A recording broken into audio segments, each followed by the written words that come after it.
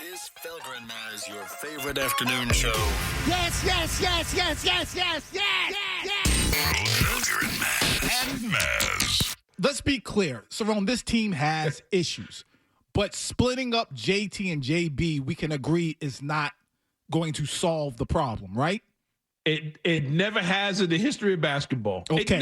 Getting rid of the star has never worked. Is it okay to say that perhaps one of the issues is the philosophy and perhaps the coach? There it is. There it is. I mean, and for those who say, well, he won your championship. So did Bill Fitch. This is an organization that has moved winning coaches before and got it done. That's changed philosophies. That's changed style. And you've seen it over the years. You've seen players make adjustments. Paul Pierce didn't play the same way he did when KG and Ray showed up. He was asked to adjust. KG had to adjust. Ray Allen had to change their game for the better of the team. They had to become something that they weren't. The issue with the Celtics team is refusing to change and refusing to adjust. You've been showing the league the same thing for 3-4 years. They don't figure you out, bro. It's time to do something different. Final hour, Felger and Mazz here on a Reentry Monday, brought to you by Blue Bear. When it comes to plumbing, heating, and air, no one compares to Blue Bear. When you call Blue Bear, you can expect expert service from their friendly staff for all your heating and plumbing services. For more information or to book your appointment today, visit BlueBearPlumbing.com. We started with Celtics. We can circle back to it.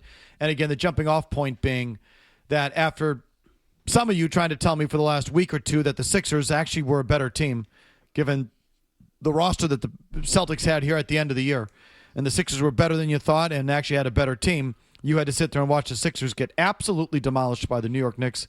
4-0, get swept out of the second round, not even be competitive, in fact. And, well, there goes that. The Sixers sucked before you played them. The Sixers sucked while you played them, and the Sixers still suck. They suck. They're beneath you. You lost not because of your roster. You lost because of how you played. And this past week, their 4-game sweep at the hands of the Knicks just further proves it. That was Cerrone Battle and Leroy Irvin over the weekend here. I was listening over the weekend here on 98.5 The Sports Hub. Their fine weekend show. Cerrone Battle, usually his Celtics analysis is spot on. I thought he was spot on there as well. It as well as all these rumors you're hearing about Giannis or whatever personnel moves they're making. And I wouldn't do that, by the way. I would not bring in Giannis. I would not let go of Jaylen Brown and bring in Giannis. There was no way I would do that. But on top of all that, the bigger story for them is how they play. Are they going to change the way they play? Because if they don't change the way they play, you're port. And so that's basically the Celtics thought, Mazz. Look, to me, it's probably number one on the list of things they have to alter. And the part that I find most frustrating is that Mazzulla's stubbornness over it.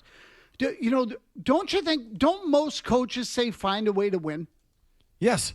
Like it is, I think it's the most coaching thing ever. Like, guys, you got to figure out a way to win this game. If they take away things from us, we got to find ways to do it find other ways to do it. It's like the most basic thing. The coach who just digs in and says, this is the way we're going to do it, come hell or high water, usually fails miserably. So what it just blows me away is that there's a simple fix, and that is to change the coach and change the approach. But apparently they're not going to do that. Instead, they're going to bring in some different players with a different skill set that play closer to the rim or don't take three-pointers, thus sort of forcing the action more inside. And according to Gary Washburn, they're going to look at the coaching staff. He wrote over the weekend in the Boston Globe that it's critical for the Celtics to upgrade the coaching staff, perhaps adding another veteran coach as a fresh voice. Mazzulla has a solid staff, but in all honesty, how many of those young assistants have the power to keep him accountable or give him fresh ideas that will enhance the team? Like the roster, the coaching staff needs to be upgraded. And he said higher up in the story that Brad Stevens is going to stick with Mazzulla as coach, but there could be changes to the staff and the offensive philosophy. So why did we never hear this before, that the assistants were part of the problem? Why? And the only time I can remember an assistant really screwing anything up was the replay. Yeah, the replay. Very good. In Game 7. And even that, Mazzulla then tried to walk it back and be like, oh, we didn't call for a replay. I'm just trying to get a timeout, which was a crock. And so could they then, and even if they fire that dude who had the iPad and screwed that up, and who are they going to bring in that's now going to check Joe Mazzulla? He's probably going to ignore them anyway. Well, the year they did win a title, Jeff Van Gundy was on the bench, right? Decorated, experienced NBA coach. Yeah, was he on the bench or was he in the organization? Kind of a consultant or whatever it was. He was their Hawkeye. He'd come in when there was an issue. But he wasn't on the bench. He's on the bench with the Clippers, right? Yes, he's one of their assistant coaches. But he wasn't on the bench here. But he was on the staff. And Charles Lee, who's the coach there in Charlotte, was on the bench, yeah? He was. Definitely. 100%, yes. So there's a little more beef around Joe Mazzulla that year. They're going to beef him up again. So Tom Thibodeau was around. Well, so this is, we just talked about this off the air. Well, Tom Thibodeau's around right now. Is it Frank or Eric Vogel? Frank. Frank Vogel is around right now. And he's a Brad Stevens guy, longtime friend and colleague of Brad Stevens. When you say around, you mean available? Meaning floating around. I don't think he's not a head coach.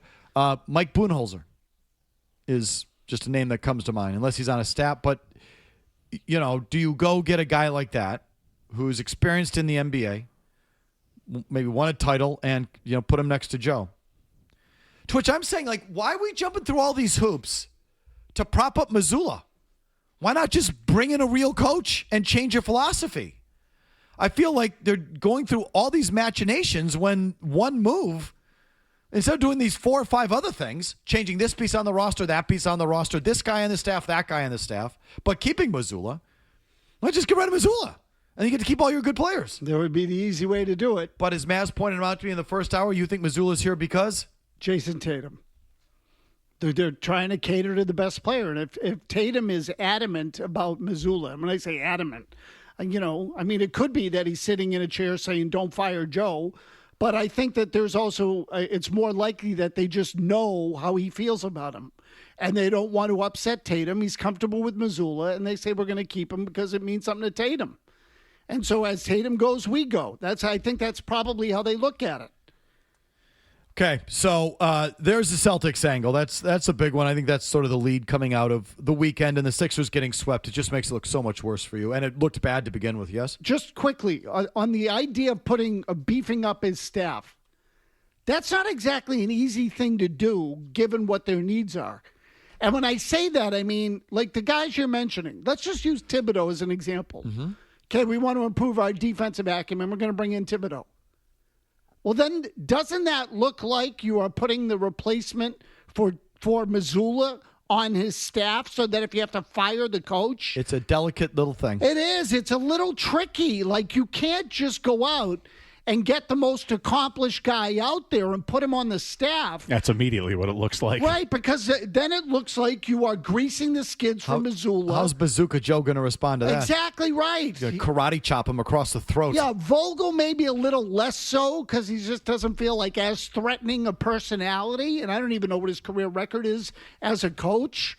So, but we wondered that with Van Gundy. Remember at the very beginning when they brought Van Gundy, and it's like, well, what the hell is this? That if it blows up with Mazzulla, he's going to move in? So, that's a tricky little thing. You're going to play that, to find the qualified guy who's not a threat to Mazzulla is not easy. You have thoughts, Stu? Yeah, I just know that they won a championship. They being the Celtics won a championship with Van Gundy looming over the organization, and he leaves to be an assistant coach with the Clippers. Let's get somebody in. Let's get Vogel. Let's get Thibodeau. Let's get somebody who's Hawkeyes over Joe, and maybe that helps. It just feels it's like money that doesn't go against the NBA salary cap tax, this Fakakta thing. Well, he's clearly overmatched. So if they're not going to get rid of him, they got to give him help. It's just...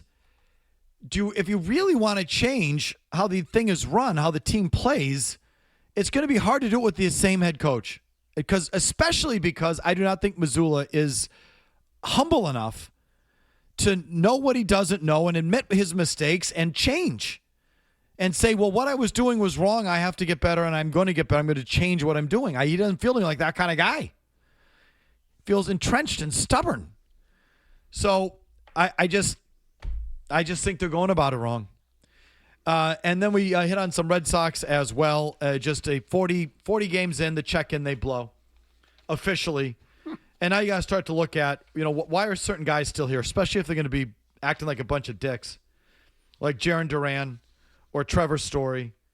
And Caleb Durbin doesn't project as a jerk, but he's hitting 173 for the love of God. And I don't care how steady he is at third base. And he is steady. He makes every play he should make. He's a good defensive player. He doesn't make many he shouldn't make. It's not like he's Brooks Robinson over there.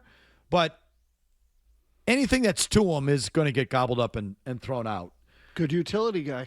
He's a good 25th guy that you send back and forth to Providence or Worcester when you need him. That's what he is. He's not your everyday third baseman hitting 173. 173. It's pathetic. For the love of God. So how long are you going to keep going on with that? And Trevor Story is becoming a problem. What's his face? And I don't mean that sort of specifically. Pete Abe wrote this in the Globe over the weekend on that. On Trevor Story is becoming a problem. The Red Sox have played 40 games a quarter of the season, he writes. That's enough of a sample to write this. There are some tough decisions to be made regarding Trevor Story. The veteran shortstop was booed loudly on several occasions at Fenway Park on Sunday during a 4-1 loss to the Rays. Story's error in the third inning led to 2 runs scoring, and he was 1 for 4 with 3 strikeouts. That actually raised his batting average to 200. 1 for 4 with 3 strikeouts raised his batting average to 200 and his OPS to a hefty 520. 250 looks like a win right now. The error was a turning point in the game. Up 1-0, the Rays had a runner on second with 1 out in the third when Chandler Simpson hit a bouncing ball to shortstop. It popped over Story's glove and into left field. Ben Williamson followed with an RBI single. Tampa had a 3-0 lead, but Story has graded out, if you can believe this, as a slightly below average shortstop based on defensive run, just slightly, based on defensive runs saved and outs above average. The fielding run value metric computed by StatCast tells the same story as his 5 errors are tied for third most among all shortstops. He says putting Marcelo Meyer at shortstop with Story at second base is an experiment worth undertaking, if only to see how Meyer looks as top prospect Franklin Arias tears up Double-A. We heard about him earlier. Story turns 34 in November and is only signed through 2027. I'll stop there. Why is Meyer not at shortstop every day at this point? He should be. I mean, come on. Tomorrow might have been the linchpin that, or the straw that broke the camel's back. Yes, sir. What did I say? Tomorrow. Oh, sorry. You're projecting future sucking, but it's. I said tomorrow might have been. It's a safe bet. Yeah, Boy, no, talk about a screwed up. Talk about a screwed up sentence. It's Monday, but I understood what you meant. It's just a matter of time for Story sucks. No, that might have been the impetus to make the change.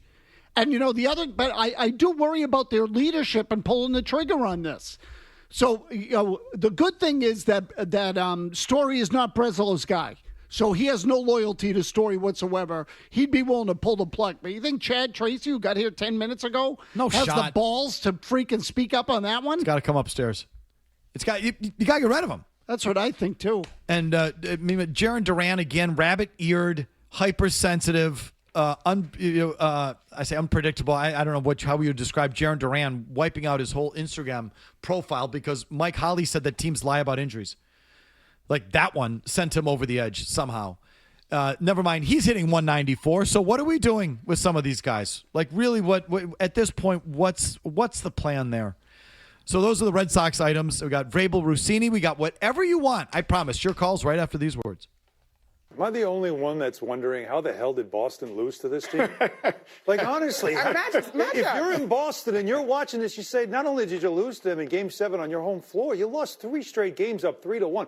How is that possible against this defense with that guy on the floor, as we're showing you, who could not move? This is what makes you mad in Boston. You relied so much on the 3 instead of forcing them to play drop coverage. Hey, here's a secret. Joel doesn't know the rotations. There you go. He had no idea where to go defensively, and the Knicks picked on it and picked on it and picked on it, and Boston just took threes and let him just sit in the paint and not have to move. That's why you're mad in Boston. When all you do is shoot threes, you can lose games regardless of who you're playing. Exactly. You could be playing anybody if you're cold, and they got cold enough. That's how everyone should have felt coming out of that weekend.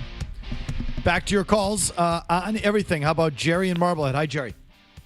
Hey, guys, I can't believe Mazzulla should have been fired the following day after that series, to be honest with you. I mean, that's the easiest change. I don't know why they need to hire babysitters now for him to help him out. Like, I just don't get it. But they need a change. I mean, I'm sick of the last few years. It's insufferable to watch this crap over and over again. Oh, my God. I'd be pissed if I were a Celtics fan. You've had the best team in the East for 5 years. got one championship. It's just and you got it, but it's you're underachieving, and you're losing to these bum teams. It'd be one thing if you go to the finals and lose to one of those really quality teams out west. You feel differently about that, but you're not coming close to maximizing what you have. No, they're not. No, and look, again, you can't. I'm not asking for the banner to be taken away, but that it was the yellow brick road on the way to that championship. So now instead of just changing the coach, you're going to hire different assistants to prop up Missoula. Okay. Here's Mooch in Medford. Yes, Mooch. Hey, guys. Good to be back on the show. So I want to speak to Stevens' points that he made last week in his conference about some of those shots being good down the end of the stretch. Well, when you go when you have five guys standing out at the three-point line, going 2-on-1, beat your man, kick out for an open three, well, of course that's the best shot because that's what the offense calls for, right?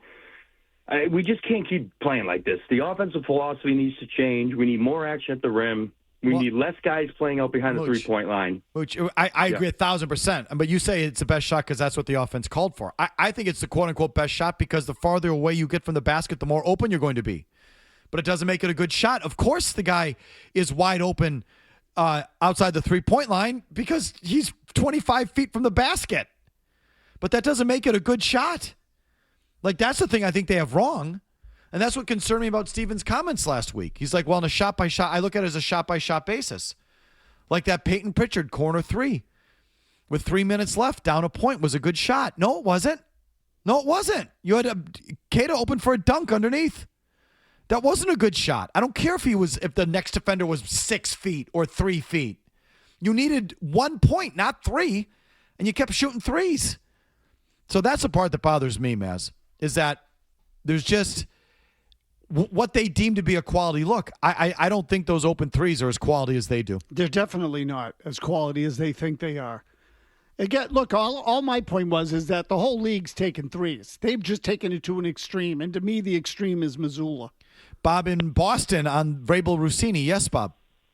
Hi, guys. While I appreciate your take that you guys would definitely move on from your relationship, there are plenty of people that do find a way to make it work, that the injured victim forgives their spouse or their partner.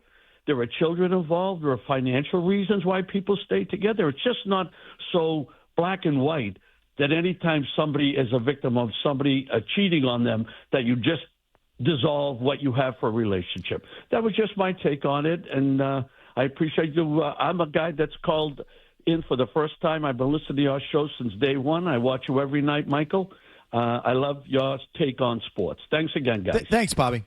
And fine. Listen, people are different. He sounded like a really nice guy. I just don't have that in my heart that if this happened to me that I would stick around. Not even close. Not even close. So my question is... Life is too short. What happens when one of them's out, the other one's at home, and they don't know where the other one is? You know what I mean? There's a million things like that. No, but how do you repair that part That's what I'm of it? saying. Yes, that's exactly right. Like, where were you? Yeah. You want to go through the rest of your life? Like, where were you? Right. Who are you talking to? Right. Rest of your life. Never mind on the effing couch with the counselor and the tissue and the holding hands and the what? You only got so many spins around the sun. You know what I mean? It's like, how many are you going to spend doing that thing? But listen, I'm not a good person, I guess. The people are better than me. But I wouldn't be anywhere near that thing. Or when your son is 15 and starts to get on the internet and comes to you and said, Dad, I just read this real wild stuff on the internet. Why'd you stay with Mom, you idiot? I'll give you one little personal thing here, just for your edification. I was married once. I walked out the day before our first wedding anniversary, the night before, 1 year. I didn't make it 1 year because she started futzing around with the boss. Out. See you. Goodbye. So I'm going to spend the rest of my life trying to chase that down? Life is too short, man. Forget about it. But listen, other people are different. You, Bob, you can handle it your way. I would handle it mine. But I look at this, I say, this poor guy. Good grief, man. Get on with your life. You're a good-looking fella. You're a successful burger executive. Go get that Shake Shack. Go do that thing somewhere else. So we know of a couple that got together because they were both unfaithful, right? And then when they got together, does that make sense? Are you talking to me? No. Let me say we. No, I'm saying we, meaning me and my wife. Oh, okay. We know of a couple who got together because the guy was unfaithful to his wife and the woman was unfaithful to her husband. So they had an affair with one another and they ended up getting married. But now when one of them's out of the house, the other one's wondering where he is. No kidding. So it's the same thing. It's like, well, how how you got together, so what's happening when you're not around? So let's live the rest of our life like that, wondering where you are. I just think that's a hard one to get past. You're going to wonder because you did it. And we have a 2:00 appointment tomorrow at the counselor. Oh, the hell with that. Oh, my God. Please. But listen, like I said, to each his own. Tom in Hilton Head. Yes, Tom.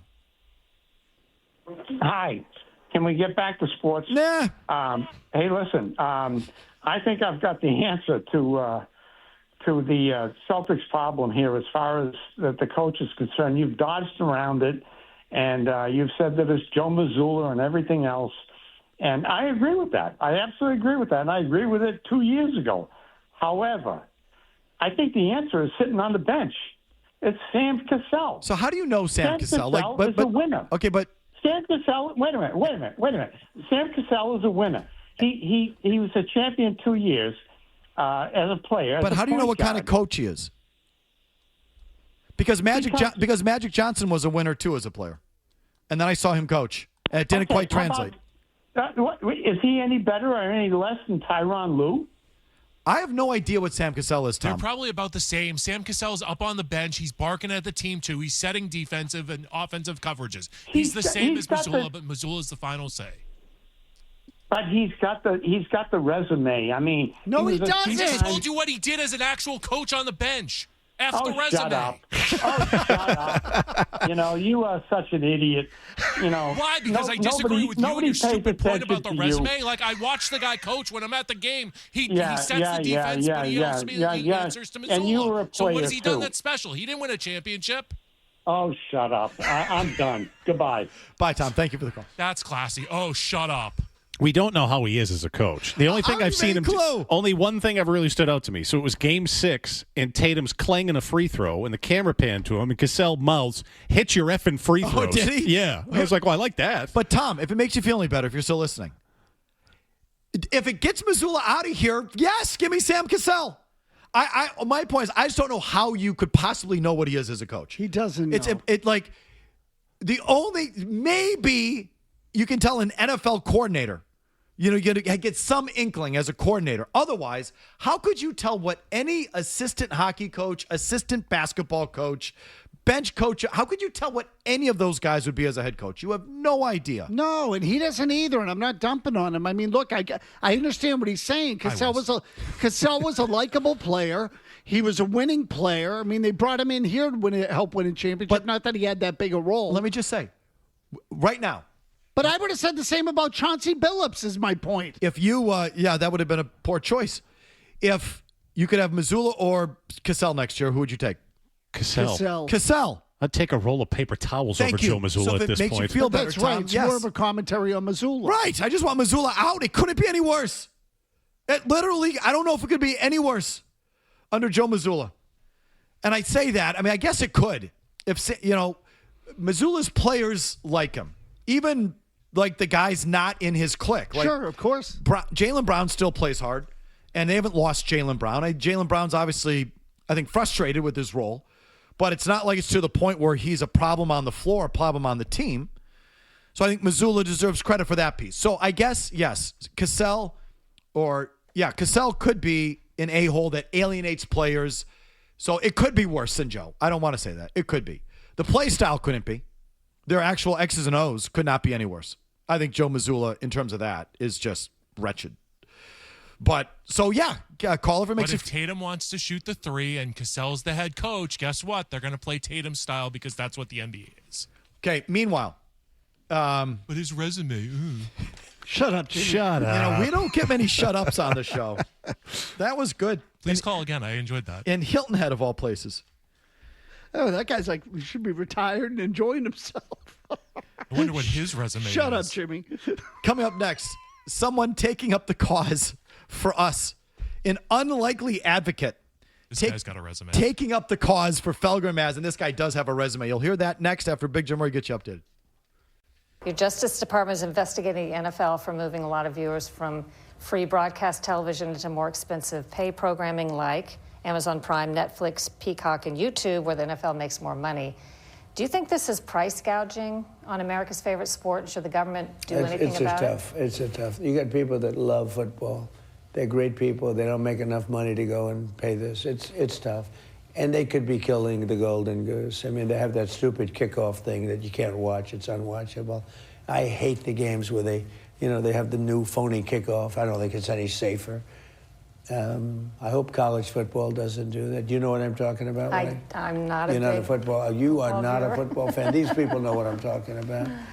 They ruin the game, but they have to be careful because, others have tried this, and all of a sudden you don't have a sport anymore. Probably will. Government will step in and do something. There's something very sad when they take football away from many, many people. Very sad. I don't like it. So do you think the government will step in and do something? But I don't like it. I don't like it. They're making a lot of money. They could make a little bit less. They could let the people see. You have people that live for Sunday. They can't think about anything else, and then all of a sudden they're going to have to pay $1,000 a game. It's crazy, so I'm not happy about it. Obviously, President Donald Trump. Who was the interview with, Murray? I think it was CBS, I think. I don't know. So sorry, but it was portions of a big interview he did yesterday. Yeah, and so the thing came up where the Department of Justice is looking into price gouging and the streaming services picking up more and more games and charging, and they've started to look at that entire thing. Good. So this is something I've been talking about for a long time, that the government should get involved. That you should take a look at this for some consumer protection. If the government doesn't protect the consumer, no one will, because the corporations aren't. Corporations are in it for the corporations. Someone has to stand for you, so that would be our government. So sounds like they're doing it. Now, I know he's not doing it for that. You know why he's doing it, right? Help out a buddy, maybe Murdoch or something like that. Exactly, yes. Yeah. Bingo. Rupert Murdoch has been leaning on him to get involved in this because Rupert Murdoch, who owns Fox, is getting squeezed out by the streaming services. Right. The streaming services are driving up the prices, taking a lot of the good games, and that's cutting into whatever Fox is going to end up with. So I don't know if Trump is necessarily standing for the consumer as much as he is doing a favor for Rupert Murdoch, which is interesting because he's also suing Rupert Murdoch.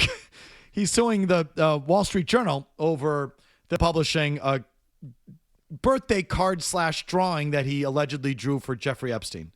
I don't know if you've seen it. Have you seen it? Yeah. No, I remember the story. But like the actual the birthday card. Yeah, I've seen it. Yeah. It's very clever. Like it's sick. Like I don't want to pretend like I'm celebrating it, but it's if that was actually Trump, he's got some artistic ability.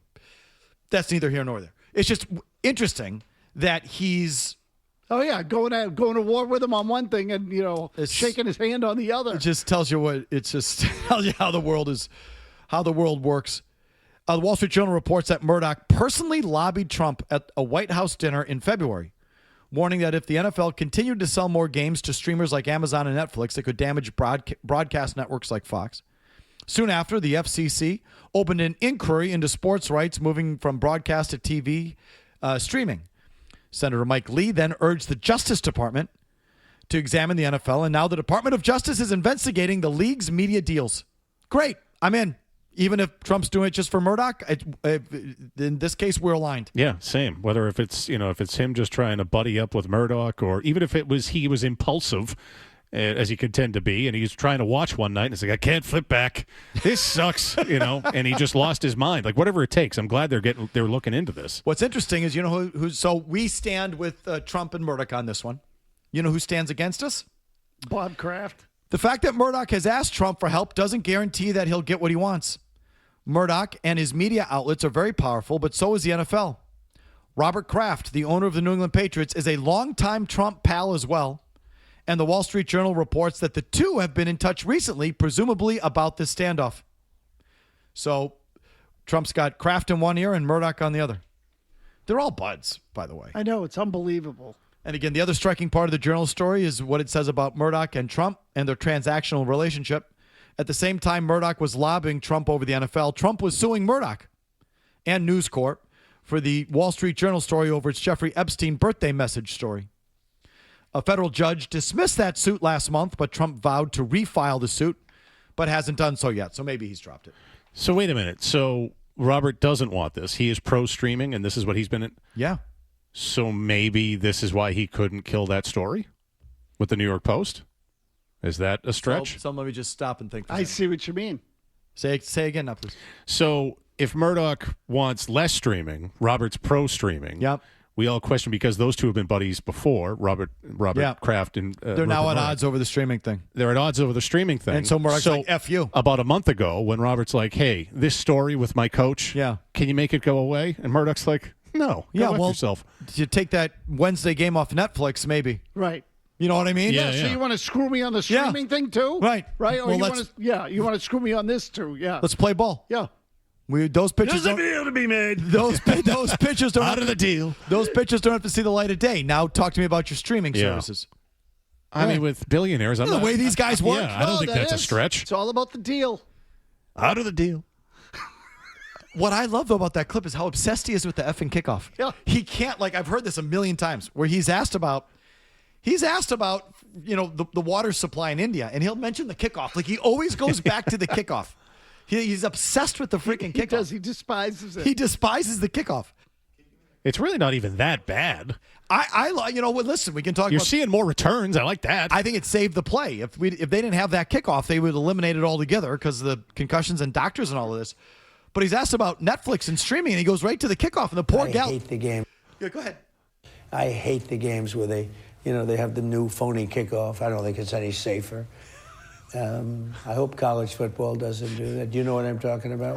I'm not a You're not a football. You She are has not no a idea. These people know what I'm poor talking gal was about. sitting there like, I have no idea what you're talking about. I asked you about the streaming services. What does the college kickoff have to do? I have no idea what you're talking about. It's a stupid rule. And then Trump, if you saw the video, Trump to the cameraman and all the crew, he said, well, you guys know what I'm talking about. The men know what I mean. I hope college football doesn't do that. Do you know what I'm talking about? I'm not You're not a football. You are not a football fan. These people know what I'm talking about. He goes on and on about the kickoff. He's obsessed by the kickoff, by the way. He totally He doesn't like it. No, he totally is. All right, so there's that. Let's do some email, shall we, please? Yeah. It's the Coleman Electric email of the day. Dear Felger, I really hate you. And I think Mazz is a boob.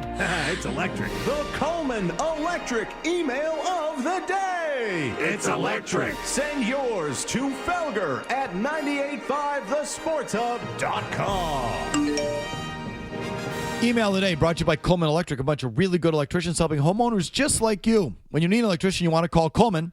It's electric. Kuhlman. I told you about them before. Panel replacements, especially old wiring is really the specialty. That's if you got an old home, the old wiring's got to come out. It's a fire hazard. So call Jesse Coleman. Kuhlman is how you do it. And I, of course, our printers are down. So I've been cutting and pasting them. I cut and pasted them onto a different file here on my computer. And now I just logged off my computer. So I'll read. A guy says a couple guys got emails about this Band-Aid I have on my finger when I was pointing out the newspaper things. I got a Band-Aid on my finger. Oh, Felger's got a Patriots Band-Aid. It's not a Patriots Band-Aid, but it is a little kid Band-Aid. It's like maybe it's a Dora Explorer. I was just going to say, it looks like Dora the Explorer. Yeah, it might be like a Dora the Explorer. Well, I can tell by the colors. I can't see the figures. Would you mess with a hangnail or something? I just cut my finger, and so there's old Band-Aids lying around. I put the Band-Aid on. Yeah, but it's like a flower. It's in the Dora the Explorer color, little flowers and little patterns on this thing. So that was one email. Okay. I can't remember the other one. People are very observant with the emails. They really are. Want to wait 1 second to me to find it? Yeah, certainly. Sure, yeah. I don't know how good it was. I don't know if it was worth it. But, Oh, yeah. This is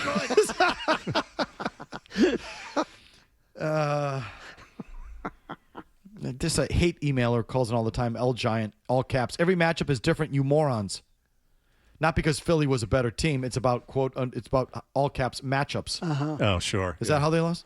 The matchup? Is this going to be the new narrative from bitter Celtics fans? Last week it was the Sixers had the better roster, which was always a crock. Oh, then I got a lot of these. This is the one that I want to read. Subject line, Bird Fitch. So when we talked about Mazzulla and we played that Cerrone cut where he said the Celtics have changed approaches and changed coaches all the time in the middle of championship runs. They did it with Bill Fitch in the 80s. They moved on from Bill Fitch. They got a new coach in there. They changed midstream, and they still won championships. And I pointed out that the difference there is that this time they're hanging on to the coach's, the best player's pet, who's the coach. Like Tatum is keeping Joe Mazzulla in his job. Where back then it was just the opposite. Bird hated Fitch, and that's why they moved on. I think I said that, and then you followed up and said blah, blah, blah. Apparently we got that wrong. It was just the opposite. Tom writes in, you guys really do talk out of your ass. You did a whole segment implying Larry Bird got Bill Fitch fired, and it was quite the contrary. Bird was the only player on the team who liked Fitch and his authoritarian style. It was everybody else on the team that despised him, specifically McHale. Bird was not empowered, as Mazz suggested. So you said that they brought in Casey Jones and that turned the whole thing over to Bird. Right. I did say that. So I thought they I got it backwards. So is that true? No, I got it backwards. I thought Bird liked Fitch, and it was, I'm sorry, No. Bird didn't like Fitch. Right. And then Casey Jones basically handed Bird the team. But I got that backwards, clearly. Okay. I also got a text or two from people telling me. Same thing? Yep. Okay. So Bird wouldn't play for Bobby Knight, but he loved Bill Fitch? Yeah, it's weird, isn't it? I agree that it's weird. He So- wanted nothing to do with Bobby Knight at Indiana. Well, I was going to say, so Larry Bird liked authoritarian coaches that were up his ass? It didn't look that way to me because Casey Jones basically turned the lights on and off before and after practice and then bought him beers after the game. It's like, that's about it. So, okay, but if you're telling me that's what it was, that's what it was. The point is, don't be afraid to change a coach. Don't be afraid to do that. Don't be afraid to admit a mistake or think you can get better or take a chance. Don't be afraid to do that. They weren't in the 80s, and it paid off. That's really the point. Looking back, I think there was only one coach that Bird really didn't like. Now that I know he Was didn't like Jimmy Rogers? Yeah. Yeah. Yep, that was it. Yeah, he got him by Rogers turned him into Bird made a crack about how now I'm a point forward or something like that, and that was the end of Jimmy Rogers. He didn't last very long. Let's do the final word now, shall we?